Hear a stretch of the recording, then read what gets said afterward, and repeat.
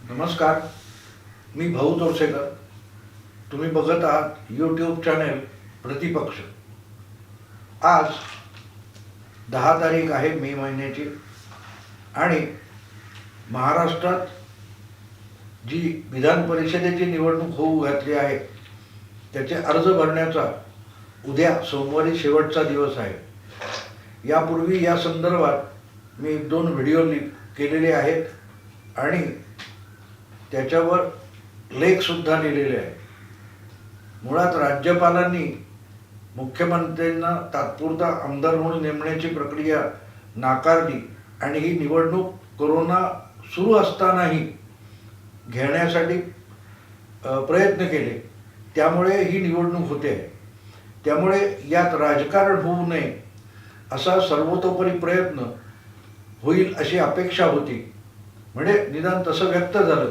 आणि त्यातही राजकारण शोधणारे जे महान विश्लेषक आहेत त्यांनी भाजपचा डाव कसा फसला, म्हणजे उद्धवरावांची आमदारकी ही गेल्यामुळे हे सरकार पडेल असा डाव भाजप खेळतोय असं भासवण्यासाठी राज्यपालांच्या घाणेरडं राजकारण वगैरे आरोप झाले होते. ते सगळे तोंडघशी पडले आणि राज्यपालांनीच ती निवडणूक उरकून घ्यावी यासाठी प्रयत्न केले आणि निवडणूक आयोगाने त्याला प्रतिसाद दिलेला आहे. त्यामुळे ही निवडणूक होऊ घातलेली आहे. पण ती निवडणूक होताना पंतप्रधान मोदींनी हस्तक्षेप केला असं एकूण चित्र होतं. कारण त्यासाठी उद्धव ठाकरे यांनी वस्तुस्थिती नरेंद्र मोदींच्या कानी घातली आणि त्यानंतर सूत्र हल्ली आणि 2 दिवसात ही निवडणूक जाहीर झाली. साहजिकच ती निवडणूक बिनविरोध व्हावी, म्हणजे प्रत्यक्ष मतदानाची वेळ येऊ नये अशा रीतीने होईल हे भाकीत सुरुवातीला मीच केलं होतं एका व्हिडिओमध्ये. 15 एप्रिलच्या व्हिडिओमध्ये ह्याचा उल्लेख तुम्हाला सापडेल की यात कुठेतरी सौदा झालाय.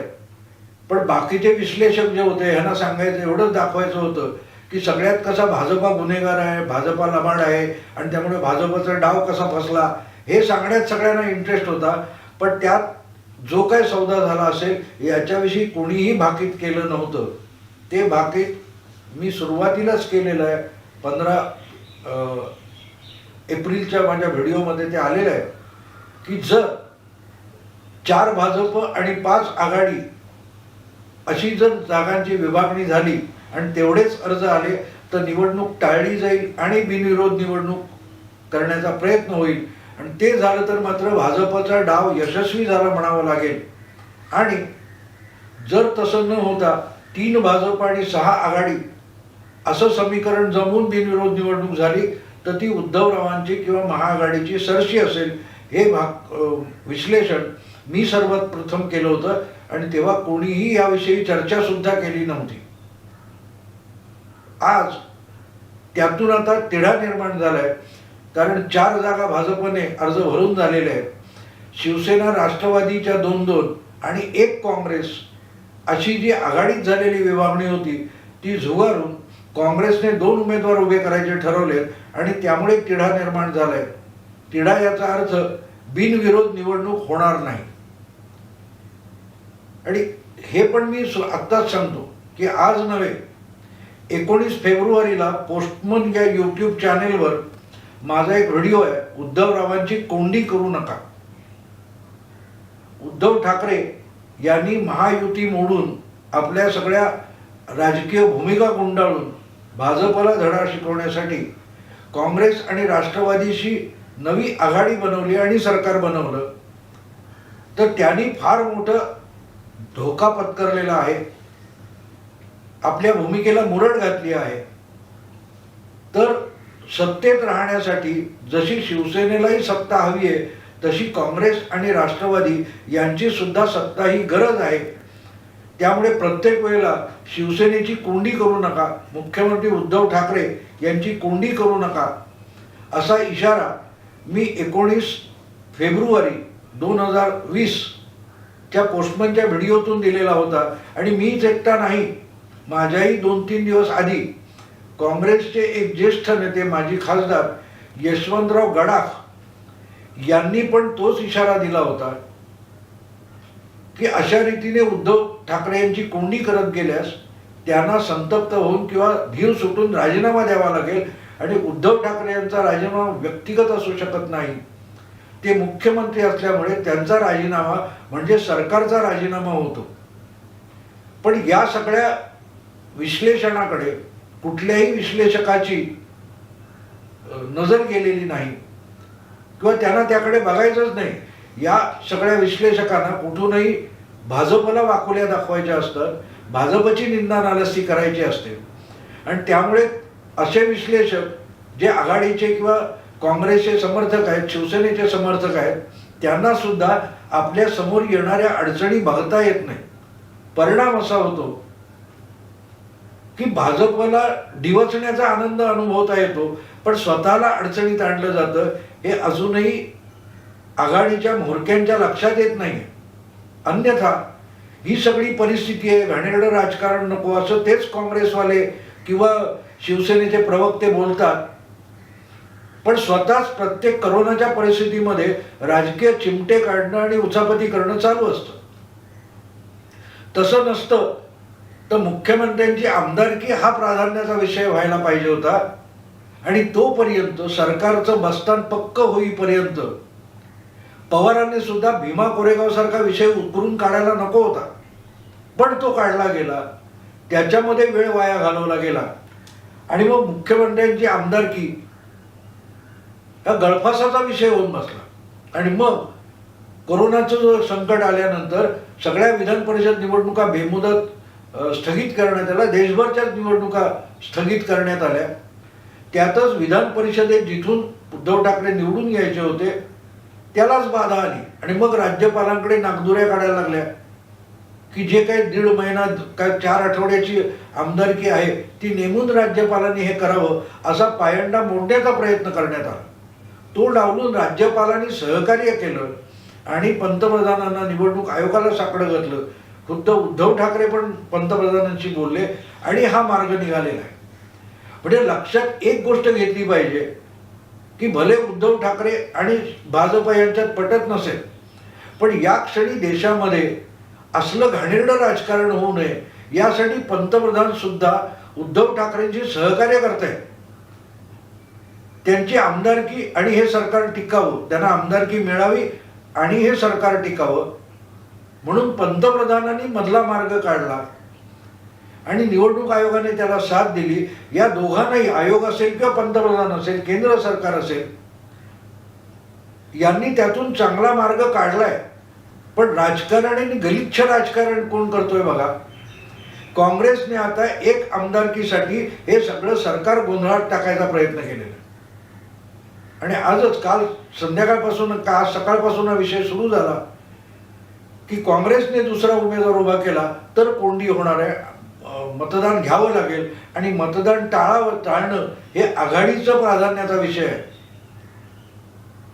पण त्याचं भान कोण सोडतोय बघा. भाजप. आणि माझा अंदाज मी पहिल्यांदा सांगितला होता की भाजपने सुद्धा फार मोठ्या प्रामाणिकपणे हे काम केलं असं मी मानत नाही.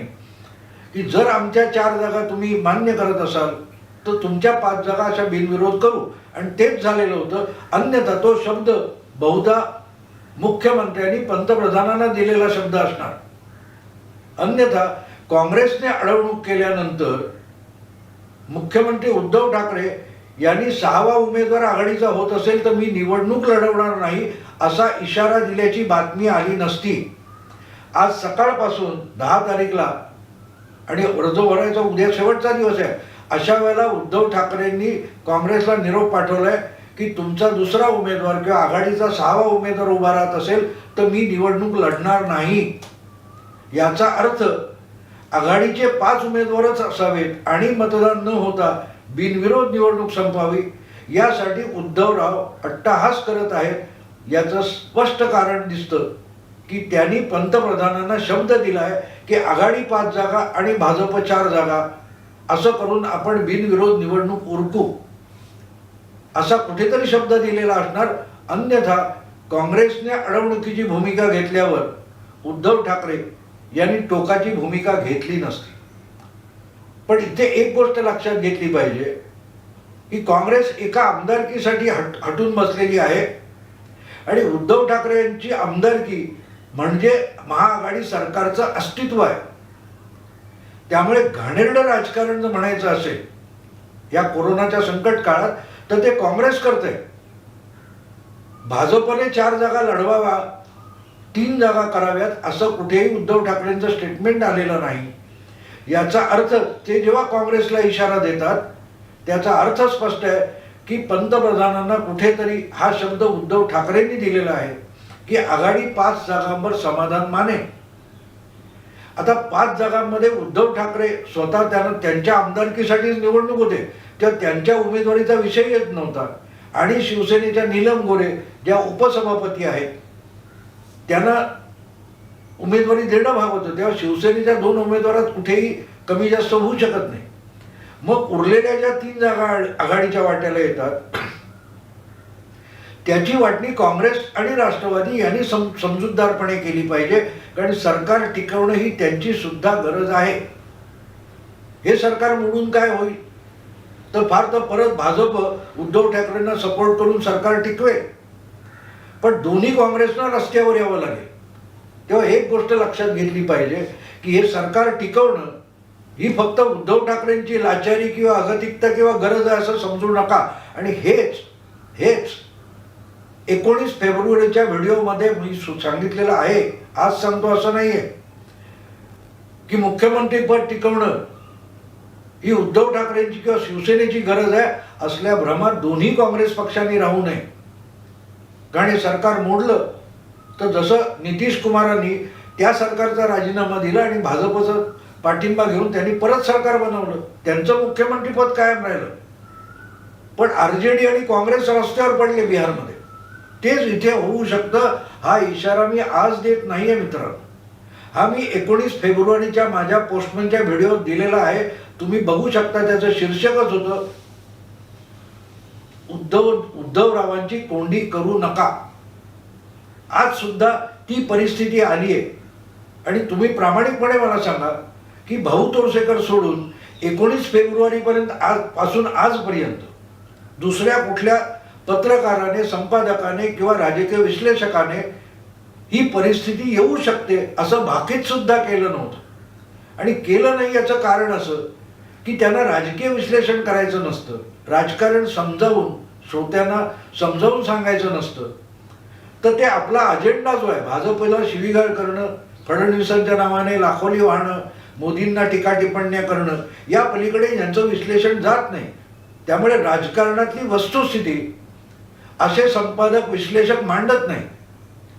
मला काय अद्वितीय बुद्धी लाभली आहे आणि माझीच पत्रकारिता जगात श्रेष्ठ आहे असा माझा अजिबात दावा नाही. उलट मी एक सामान्य पत्रकार आणि राजकारणाचा अभ्यासक अशी भूमिका घेऊन बोलतो. माझी तेवढीच मर्यादा आहे. मला काही ज्योतिष सांगता येत नाही, पण ही परिस्थिती येऊ शकते हे मी 19 फेब्रुवारीला सांगू शकलो तर आजपर्यंत परिस्थिती उलगडत असताना बाकीच्यांना का समजलं नाही तर त्यांना तुमच्यासमोर राजकीय विश्लेषण मांडायचंच नसतं. त्यांना कुठूनही आपला जो अजेंडा आहे अँटी बीजेपी किंवा अँटी फडणवीस, त्यांना शिव्याशाप हा अजेंडा ते रेटत राहतात आणि त्यामुळे त्यांचं ऐकणाऱ्यांची मात्र विचारांची गफलत होते. मग त्याच्यात शिवसेनेचे समर्थक असतील, त्याच्यात काँग्रेसचे समर्थक असतील, शरद पवारांचे आणि NCPचे समर्थक असतील, त्या सामान्य कार्यकर्त्यांची मात्र दिशाभूल होते.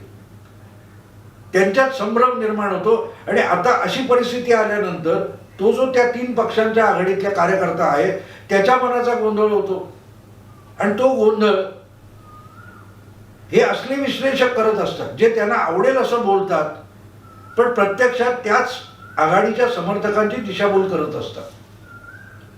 आज जेव्हा मी हे बोलतोय तेव्हा मी सुद्धा नाही सांगत आहे, मला त्या व्हिडिओतलं तेवढं लक्षात नव्हतं, पण औरंगाबादमधल्या एका खूप जुन्या शिवसैनिकाचा मला फोन आला 12-12:15च्या सुमाराला. तो म्हणाला, भाऊ तुम्ही भाकीत केलं होतं ते खरं ठरतंय म्हणे. म्हटलं काय झालं? म्हणून बघितलं नाही तुम्ही TV? म्हटलं नाही. काय तसलं बातमी काय? तर तो म्हणाला की काँग्रेसने दुसरा उमेदवार उभा केला तर आमचे उद्धव साहेबांनी निवडणूक लढवणार नाही असा इशारा दिलेला आहे. त्याला म्हटलं मी तर बातमी बघितलेली नाही पण मी बघतो आता. आणि मग मी टी व्हीवरच्या बातम्या बघायला सुरुवात केली तर त्या शिवसैनिकांनी मला जुन्या शिवसैनिकांनी दिलेली बातमी खरी होती. त्यामुळे मी हा व्हिडिओ आत्ता बनवायला घेतला की आज सुद्धा अर्थात हे इतक्या टोकाला जाईल असं मला वाटत नाही. मी कालच्याही व्हिडिओत सांगितलेलं आहे की 6वा उमेदवार काँग्रेस हट्टाने उभं करेल असं मला अजिबात वाटत नाही, अजिबात नाही वाटत. उलट काँग्रेस हे दबाव तंत्र वापरते की नंतर 12 आमदार जे राज्यपालांकडून नेमले जात आहेत मग त्याच्यात आम्हाला एक जादा आमदार द्या, यासाठी काँग्रेसने हे दबाव तंत्र वापरलंय. हे मी कालच्याही व्हिडिओत तुम्हाला सांगितलेलं आहे. आज सुद्धा मला असं वाटतं की एवढी परिस्थिती आणू दिली जाणार नाही. पण कदाचित तशी परिस्थिती आली तर भाजपा एक 5वा उमेदवार टाकेल आणि खोडसाळपणा करेल, ही माझी शंका मी काल बोलून दाखवली होती आणि आजही ती पुन्हा करतो. कारण भाजपला सत्ताधारी आघाडीच्या राजकारणात चलबिचल निर्माण करायची. त्यांचं राजकारण तेवढं आहे, त्यांना सरकार अजिबात पाडायचं नाही. कारण हे सरकार पाडल्यानंतर जी भयंकर राजकीय परिस्थिती निर्माण होईल त्याला सामोरं जाण्याची कुवत भाजपमध्ये सुद्धा आज नाही आहे. त्यामुळे भाजपला हे सरकार अजिबात पाडायचं नाही. पण हे सरकार त्याच्या आंतरविरोध जे आहे, हे 3 पक्ष एकत्र आले तरी त्यांच्यात आपसात फार मोठी भाऊबंदकी आहे, बेबनाव आहे. त्याच्या बोजाखालीच ते सरकार पडणार आहे. भाजपने त्याची प्रतीक्षा करण्यापुरताच विषय आहे. त्यामुळे आज सुद्धा काँग्रेस हे दबाव तंत्र वापरेल पण बिनविरोध निवडणूक होण्यासाठी प्रयत्न करेल, याविषयी माझ्या मनात याक्षणी शंका नाही. हा, जर काँग्रेसने ठरवलं असेल की बास झालं हे सरकार, हे पडू देत आता, तर काँग्रेस हट्टीपणाने 6वा उमेदवार किंवा काँग्रेसचा दुसरा उमेदवार कायम ठेवेल. आणि तेव्हा मग आपण अशी आघाडी बनवण्यात काय चूक केली हे उद्धवरावांना कळू शकेल. हे मी का म्हणतो, कारण जो काही राजकीय इतिहास माझ्या समोर घडलाय किंवा माझा अभ्यास आहे त्याच्यात आजपर्यंत कुठल्याही दुसऱ्या पक्षाचा मुख्यमंत्री काँग्रेसने सपोर्ट दिलेला 5 वर्ष मुदत पूर्ण करू शकलेला नाही, हा इतिहास आहे. एक अपवाद आहे, तो केरळचा आहे, पण तो खूप जुना आहे, 75 सालचा आहे आणि ती वेगळी परिस्थिती आहे. पण अन्यथा काँग्रेसने पाठिंबा दिलेला अगदी समोरचा तुमच्या कुमारस्वामी हा तर आपल्या समोरचा कर्नाटकातला गेल्या 1.5 वर्षातला अनुभव आहे. त्यामुळे काँग्रेसच्या पाठिंब्यावर ज्यावेळेला उद्धवरावांनी हे सरकार बनवलं तेव्हाही मी बोलून झालेलं आहे, लिहून झालेलं आहे. आज जर काँग्रेस हा हटवादीपणा करत असेल तर त्याचा एक अर्थ दबाव तंत्र आहे किंवा दुसरा अर्थ काँग्रेसला हे सरकार पाडायचं असा अर्थ होतो. भाजपला हे सरकार पाडायचं नाहीये. निदान या क्षणी तरी भाजपला हे सरकार पाडायची त्यांच्या डावपेचात असूच शकत नाही, कारण तो भाजपसाठी सुद्धा आत्मघात असेल. तेव्हा आपण बघू. आणखीन 24 तास आहेत.